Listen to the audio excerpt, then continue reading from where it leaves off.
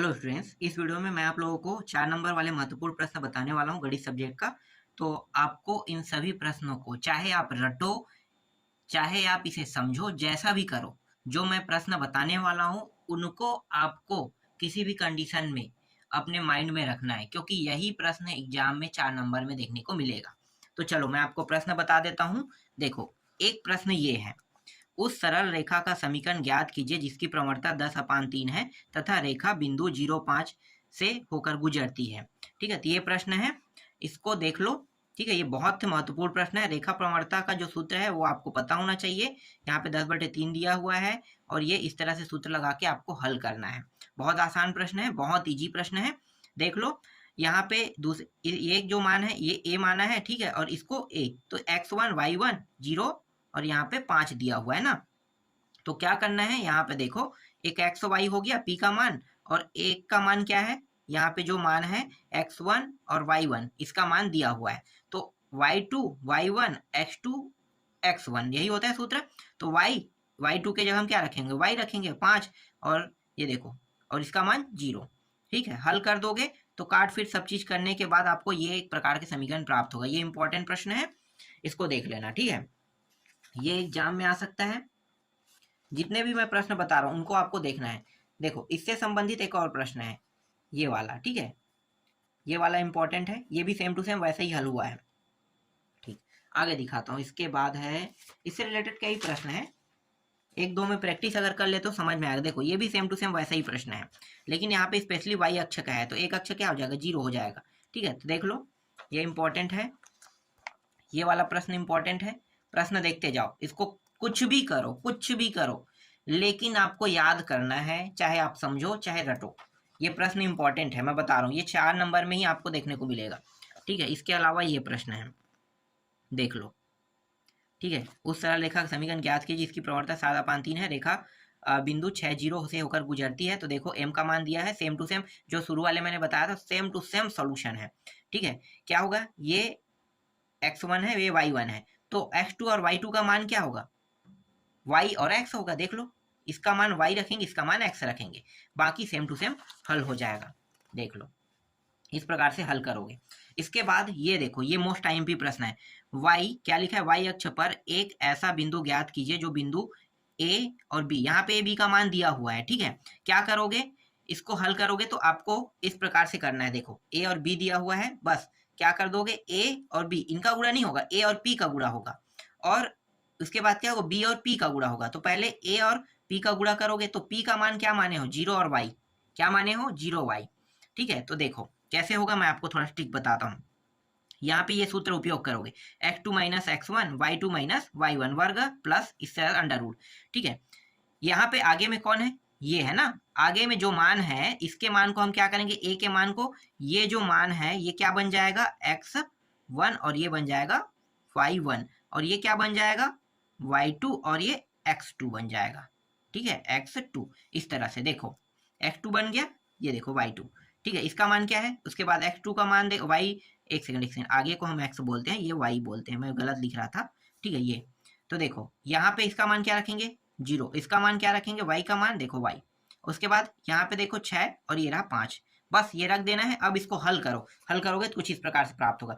अब बी वाले में करो, बीपी, तो बीपी में करेंगे क्या हो जाएगा, अब ये x1 बन जाएगा और ये बन जाएगा y1 बन जाएगा। ठीक है, ये अब खत्म हो गया, मान लो ये गायब हो गया, दिखाई नहीं दे रहा है, तो आपको फिर से क्या करना, सूत्र लगाओगे तो अब 4 और 3 रखोगे, किसके जगह में, x1 और y1 के जगह में, बाकी ये इसके मान तो जैसा है वैसा ही रखोगे ना। ठीक, समझ में आ गया। ठीक, इस तरह से। ठीक, इसके बाद वर्ग करके इस तरह से हल करोगे तो ये मान प्राप्त होगा। फिर इन दोनों को बराबर तुलना कर दोगे, तुलना करोगे तो देखो इस तरह से एक समीकरण क्या हो जाएगा, y का मान हमें निकालना है, तो हल करते जाओ, हल करते जाओ, अंत में क्या प्राप्त हो जाएगा, y का मान निकल जाएगा इस प्रकार से। ठीक है, ये भी सेम टू सेम वैसा ही हल होगा। देख लो, ये भी दिया है, पी ए और पी भी दिया हुआ है यहाँ पे, तो क्या है, p का मान क्या रखना है, p का किस अक्ष पे बोला है, देखो y अक्ष पे का है, तो क्या करोगे, x अक्ष मतलब p क्या हो जाएगा, x0 और ये y same to same solve होगा। अब समझ में आ गया ना, क्या करना है, ये जो मान है ये x2 है, और ये क्या है, y2 है, और ये क्या है, x1, और ये y1। पहले इनको हल करेंगे, फिर अंत में इन दोनों को हल करेंगे, तो ये x1 ये y1 बन जाएगा। हाँ ये बन जाएगा, ठीक है। उसके बाद इसी सूत्र का उपयोग करके देखो, यहाँ पे सूत्र प्रयोग किया, सेम टू सेम हल करोगे, दोनों को मान रखोगे, फिर यहाँ भी y का मान निकाल लोगे। ये इंपॉर्टेंट प्रश्न है, ठीक। इसके बाद इंपॉर्टेंट प्रश्न ये भी है, इंपॉर्टेंट है, सेम टू सेम ये भी वही है। देख लो यहाँ पे 2 मान दिया है, p के मान को बस मानना है, ठीक है। सेम टू सेम है सॉल्यूशन। y अक्ष पर स्थित कह रहा है तो y अक्ष, x अक्ष कहता तो x का मान क्या होता, कभी भी 0 नहीं होगा। x का मान निकालते हो, y का मान क्या होता है, 0 हो जाता है, ठीक है। यही डिफरेंस है प्रश्नों में। देख लो पूरा सॉल्यूशन सेम है, सेम टू सेम। मैं आपको दिखा देता हूँ, ये रहा इसका उत्तर। p का मान क्या आ गया, x का मान 0 आएगा और y का मान ही निकालना था, तो -1/3। देखो y का मान आया ना, बस। अब यहाँ पे देखो एक और प्रश्न है, सेम टू सेम, ये भी वही सॉल्यूशन है, देख सकते हो। ये रहा, यहाँ भी क्या करोगे, यहाँ पे दोनों अक्षों में का है इस बार, तो मतलब दोनों का मान 0 कोई भी कंडीशन में नहीं हो सकता, ठीक है। ना x का मान 0 होगा ना y का मान, तो कैसे हल होगा, कुछ नहीं, बस वैसे ही हल करना है, जो मान आ जाए। तो देखो हल करने के तरीके आपके वही रहेंगे, ठीक है। ये पूरा हल करने का तरीका देख लो, 100% वही है, चेंजेस नहीं होगा, और ये भी चेंजेस नहीं होगा, ठीक है। ये प्रश्न इंपॉर्टेंट था। अब कुछ और इंपॉर्टेंट प्रश्न बता देता हूँ। कुछ भी करो, मुझे नहीं पता है क्या करना है, लेकिन इन प्रश्नों को चाहे आप रटो, चाहे आप इसे समझो, लेकिन जो आपका पेपर होगा ना, मैथ्स का जो पेपर होने वाला है अभी आपका, उस पेपर में यही प्रश्न आपको देखने को मिलेगा, जो मैं इंपॉर्टेंट में दे रहा हूँ वही देखने को मिलेगा। इसीलिए मैं आपको बार बार चेतावनी कर रहा हूँ, ये प्रश्न देख लेना, ये इंपॉर्टेंट है, ठीक है। एक व्यक्ति ने अपनी गाड़ी में, इसमें 5 प्रश्न ही इंपॉर्टेंट है, अध्याय 7 से। 5 लीटर पेट्रोल भरवाया, 5 दिनों में बचे हुए पेट्रोल की मात्रा व दिन को निम्नलिखित सारणी में दर्शाया गया, ठीक है। इसको देख लेना, ये देखो दर्शाया ना, तो सेम टू सेम दर्शाना है, ठीक है। यहाँ पे पैमाना माना है, इसको छोड़ना नहीं है, पैमाना इंपॉर्टेंट है। यहाँ पे x अक्ष पर 1 सेंटीमीटर बराबर 1 दिन माना है, y अक्ष पर 1 सेंटीमीटर बराबर 1 लीटर माना है, तो ये पैमाना आपको मानना है। इसके बाद ये इंपॉर्टेंट है आपका, देख लो, मूलधन 300 रुपये पर 5% वार्षिक ब्याज की दर से 1 2 3 4 5 साधारण ब्याज की निम्नलिखित सारणी दिया हुआ है। तो देखो ये दिया हुआ सारणी, ठीक है। अब इसको क्या करना है, आपको इस प्रकार से बनाना है ग्राफ में। पैमाना कितना माना है, 1 सेंटीमीटर 1 वर्ष, y पर 1 सेंट 15 रुपये, ठीक है, ये माना है, ठीक। और इसके बाद ये भी इंपॉर्टेंट है, देखो ये वाला प्रश्न, ये प्लस और माइनस, -4 +4 के पूर्ण है ना, इस तरह से। तो यहाँ पे देखो कुछ मान दिया है, बस ये ऐसे ग्राफ बनेगा। पैमाना कितना माना है, 1 सेंटीमीटर 1 इकाई, और y पे 1 सेंटीमीटर बराबर 2 इकाई माना है, बस ये मानना है आपको। सेम टू सेम ऐसी ग्राफ प्राप्त हो जाएगा। तो इस ग्राफ को रट लो, कैसे भी करके रट लो, ठीक है। दिमाग लगाओ, जो भी लगाओ, रटो। मैं बहुत कम कर दिया हूँ आपका जो एग्जाम में आने वाले प्रश्न है ना, उनको मैंने बहुत कम कर दिया है। इसके बाद देखो ये वाला इंपॉर्टेंट है, चौथा में ये वाला देख लो, ठीक है। यहाँ भी पैमाना माना है 1 centimetre 1 centimetre 1 centimetre 1 centimetre 4 centimetre यहाँ पे माना है y में, ठीक है। तो इस पैमानों को मानना है, और ऐसे ही आपको क्या बनाना है, एक आकृति बना देना, ठीक है। इसके बाद देखो ये 5वां प्रश्न, ये इंपॉर्टेंट है। और यहाँ पे क्या बताना है भाई, ये देख लो पूरा 1 1 2 इस तरह से लिखा है, 49 तक के गया है, ठीक है। आपको इस प्रकार से ग्राफ बनाना है इसमें, इस तरह से। पैमाना भी देखना, पैमाना को तो छोड़ना नहीं, पैमाना आपको लिखना ही है हर में, तो ये इंपॉर्टेंट है। और थोड़ी है, 5 ही तो था शायद, तो मैंने लगातार 5 प्रश्न आपको IMP बता दिया, ठीक है तो और है, लेकिन मैं उन दोनों को नहीं बताऊंगा, मुझे नहीं लगता है कि वो आएगा। 2 प्रश्न और है, दिखा देता हूँ, अब है तो क्या करूँ मैं। ये प्रश्न इंपॉर्टेंट है, सिर्फ ये इसकी आकृति दिखा देता हूँ, ये वाला, ठीक है। और ये प्रश्न भी इंपॉर्टेंट है इस अध्याय से, देख लो, ठीक है। ये इस तरह से ग्राफ बनेगा, पैमाना इसमें भी माना गया है, सब में पैमाना है, ठीक है, इससे ज़्यादा नहीं है, ठीक है।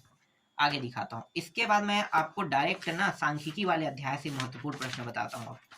अध्याय 16 कहाँ है भाई, अध्याय 16, हाँ मिल गया, अध्याय 16, ठीक है। अध्याय 16 से कौन कौन से प्रश्न इंपॉर्टेंट है, चलो मैं बताता हूँ।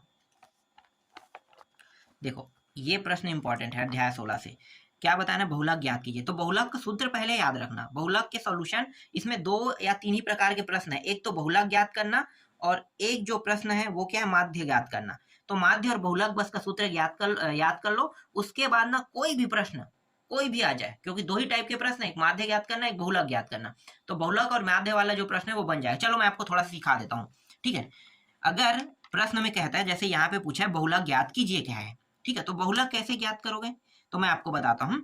देखो सबसे अधिक बार आए हुए को हम क्या कहते हैं, बहुलक। तो देखो यहाँ पे सबसे ज्यादा बार कौन सा आ रहा है, 20 से 30 के बीच में 16 बार आ रहा है, ये 16 बार, इसके बीच में जो संख्या है 16 बार है, तो सबसे ज्यादा आ रहा है 16, 16 ही सबसे बड़ा है।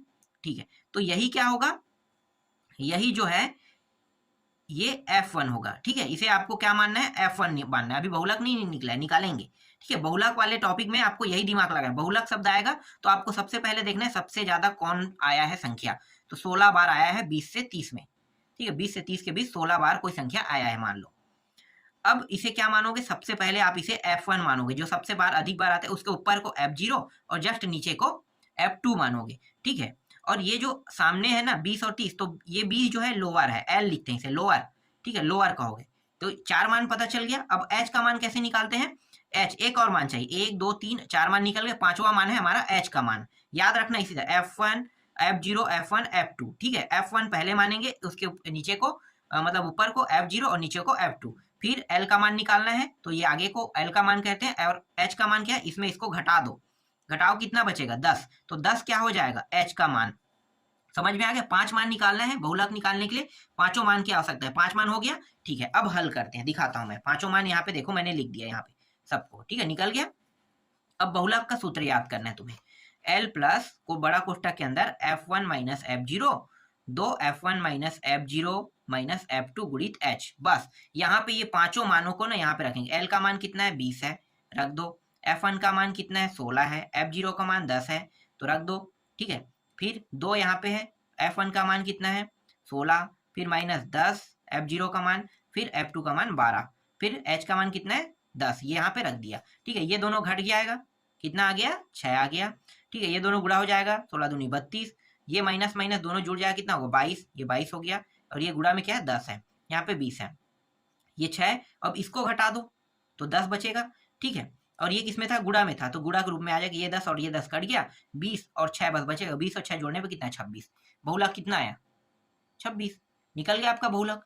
आसान है, तो बहुलक वाले को समझ में आ गया, कोई भी प्रश्न बहुलक से आएगा बन जाएगा। ठीक है, मैं इंपॉर्टेंट दे रहा हूँ, वही आएगा, ऐसा नहीं है कि कुछ भी प्रश्न आ जाए। ठीक है, बहुलक तो समझ गए ना। अब माध्यिका से संबंधित प्रश्न आता है, दो ही टाइप के प्रश्न है, तो इन दोनों को मैं बताता हूँ। एक तो समझ में आ गया, माध्यिका समझाता हूँ। माध्यिका में क्या करते हैं, देखो यहाँ पे ये पूरा मान है, माध्यिका क्या निकालना है, माध्य ज्ञात करना है। ध्यान से देखो, माध्य यहाँ पे लिखा है, बहुलक में सिर्फ बहुलक लिखा रहेगा, माध्य में सिर्फ माध्य निकालना है। कह रहे क्या करना होता है, ये जो 3 है ना, ठीक है, इसमें क्या करेंगे, माध्य जब भी निकालते हैं तो हम लोग क्या करते हैं, ये 3 है, 3 शहरों की बात बताया गया ना, तो मध्य मान निकालेंगे। तो इन दोनों को क्या करेंगे, पहले जोड़ेंगे, इन दोनों को जोड़ देंगे, जोड़ने के बाद 1 और 2, दो संख्या 2 से भाग कर दो, तो कितना होगा, ये 100 होगा, 100 में 2 भाग करेंगे कितना आएगा 50 आएगा। मैं आपको दिखाता हूँ, देखो यहाँ पे कुछ टिक करे हैं, a प्लस बी, ये a है पूरा और ये b है, दोनों को जोड़ देंगे।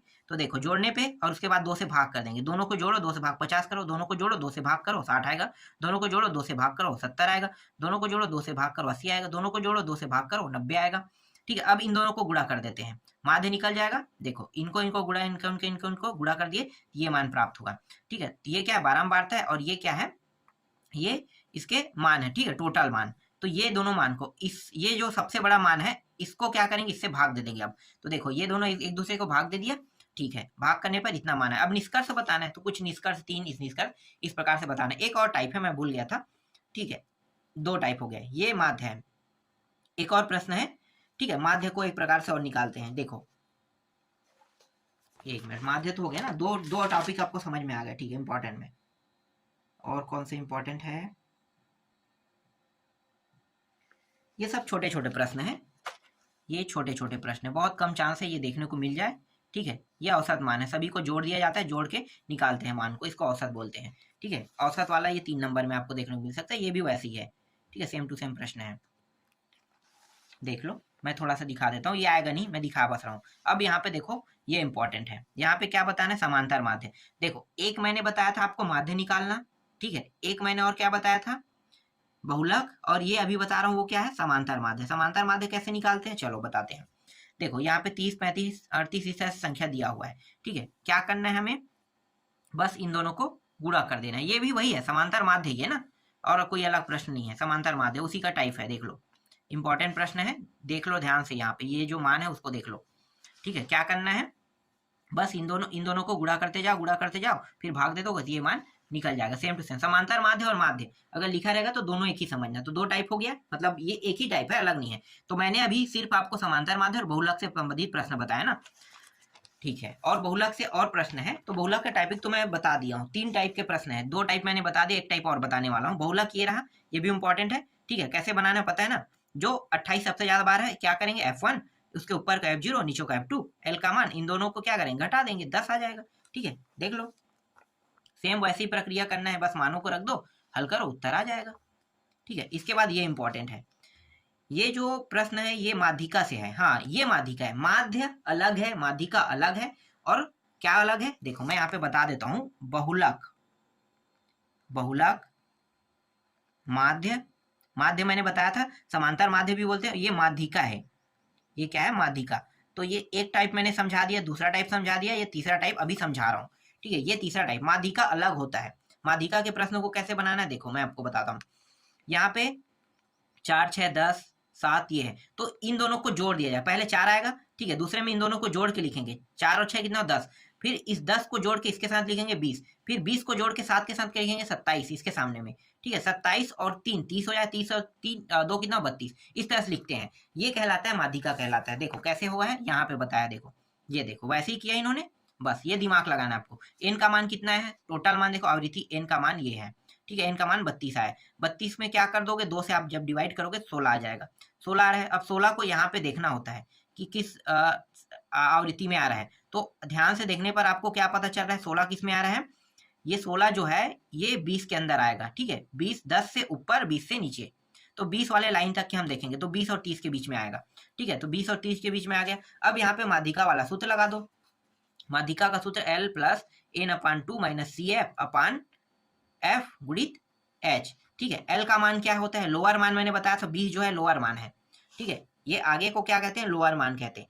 NC का मान अभी हमने n/2 का मान कितना निकाला, 16, ठीक है। CF का मान क्या होगा, CF का मान, ये दोनों के बीच के मान को CF का मान नहीं 10 आ जाएगा, ये तो हाँ 10 आएगा।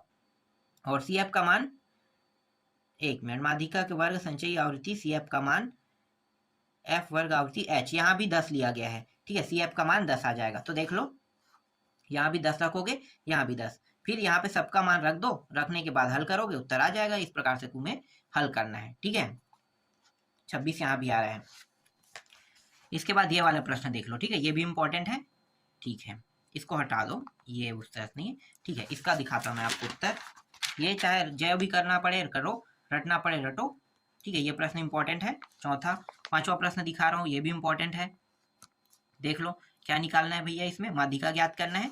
ये देखो संचयी आवृत्ति वाला है, इस तरह से आपको निकालना है, ठीक है। ये CF का मान है, ये यहाँ पे, ठीक है, ये वही है, ठीक। ये देखो इसका पूरा सॉल्यूशन ये रहा। इसके बाद मैं आपको दिखाता हूँ और कौन सा प्रश्न इंपॉर्टेंट है। हाँ, ये प्रश्न इंपॉर्टेंट है, ये वाला प्रश्न इंपॉर्टेंट है, ठीक है। इसको भी देख लो, इसमें क्या निकाला, माध्यिका, ठीक है। कैसे निकालते हैं पता चल गया होगा। ये प्रश्न सेम टू सेम बनेगा, किसके जैसा, ये प्रश्न क्रमांक 6 की तरह। 6 प्रश्न को दिखाना पड़ेगा क्या बना के, नहीं बन जाएगा। ये प्रश्न क्रमांक मैंने सबसे पहले बनाया था ना, वही प्रश्न है। कौन से नंबर पे, एक मिनट मैं नंबर बता देता हूँ। तीसरा प्रश्न मैंने बताया था ना, सेम टू सेम वैसी है। यहाँ पे 6 लिख दिया है, ठीक है। तो इसको देख लेना, ये जो है मैंने शुरू में बताया था, तीसरा प्रश्न वैसे ही बनेगा। कौन सा, 7वां प्रश्न, ये 7वां प्रश्न, ठीक है। इसके बाद ये 8वां प्रश्न इंपॉर्टेंट है, इसको भी देख लो, इसका उत्तर यहाँ पे लगा हुआ है। बहुलक निकालना है इसमें, बहुलक वाला सूत्र लगा, देख लो बहुलक का सूत्र है, ये रहा, ठीक हो गया। ये भी इंपॉर्टेंट। और कौन से इंपॉर्टेंट है, हाँ 2 प्रश्न और है, ज़्यादा नहीं बताऊंगा, ये 2 प्रश्न है, इसको देख लेना, ठीक है। ये इंपॉर्टेंट है। उत्तर बताने की वजह से ना ज़्यादा समय लगता है, और मैं उत्तर बता रहा हूँ आप लोगों को, इसलिए ये प्रश्न इंपॉर्टेंट है, ठीक है। अंतिम देखो, ये यहाँ भी बहुलक बताना है, तो बहुलक तो बनाना आप जान गए होंगे, तो भी मैं चलो यहाँ पे बता देता हूँ, ठीक है। इस तरह से उत्तर यहाँ पे ये रहा, ठीक है। पूरा उत्तर यहाँ पे देख लिए, ठीक है। इतने प्रश्नों की आपको तैयारी करना है। ये तो 4 नंबर के पार्ट 1 है, अभी और कुछ प्रश्न है। वीडियो बहुत लंबा हो रहा है, इसलिए मैं यहाँ पे एग्जिट करता हूँ, ठीक है। बाकी जो है वो नेक्स्ट पार्ट में आपको बताऊंगा।